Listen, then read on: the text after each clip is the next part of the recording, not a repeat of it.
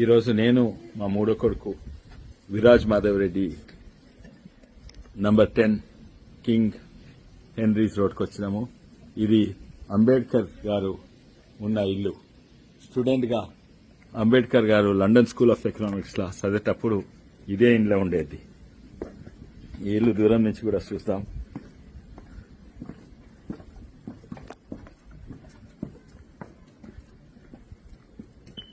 చుట్టుపక్కల అంతా ఇట్లుండేది. ఈ ఇల్లు అంబేద్కర్ గారు ఉన్న ఇల్లు.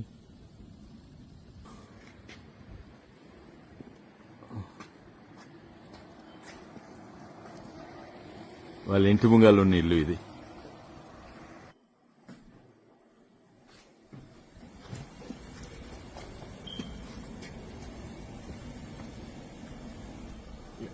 ఇంటి లోపలికి వచ్చినాము. ఇంటి లోపలికి వచ్చినాము. ఇది అంబేద్కర్ గారి ఇల్లు. ఇంట్లో ఒక బెడ్రూమ్లు ఉండేది.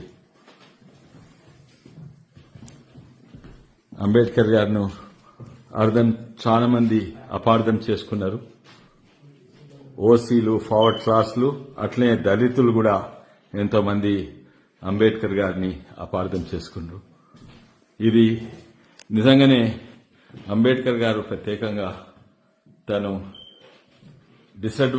సమాజంలో డిసడ్వాంటేజ్ వెనుకబడిన వాళ్లను సమాజము ఎట్లా వాళ్ళని సమానంగా చూసుకునే కాదు, సమానంగా అయ్యేటట్టు ఎట్లా చేయాలని ఆయన చాలా రీసెర్చ్ చేసిండు.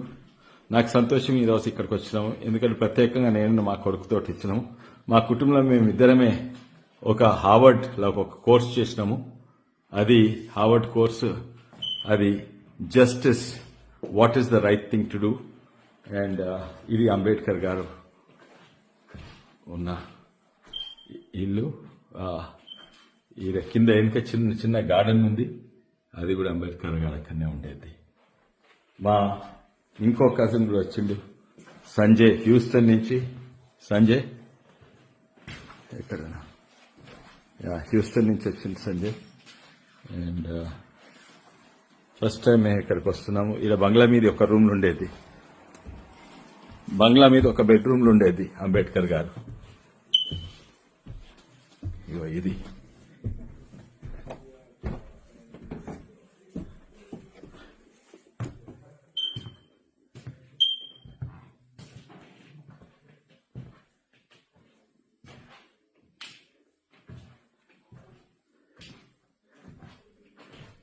ఆయనకు ఇంగ్లాండ్నే చదువుకునే అవకాశం కాదు, అమెరికాలో కూడా చదువుకుండు. గాంధీ, నెహ్రూ వీళ్ళందరూ కూడా ఎంతో మంది మహానుభావులు. ఇది కింద చిన్న గార్డెన్లో అంబేద్కర్ గారి స్టాచ్యూ ఉన్నది.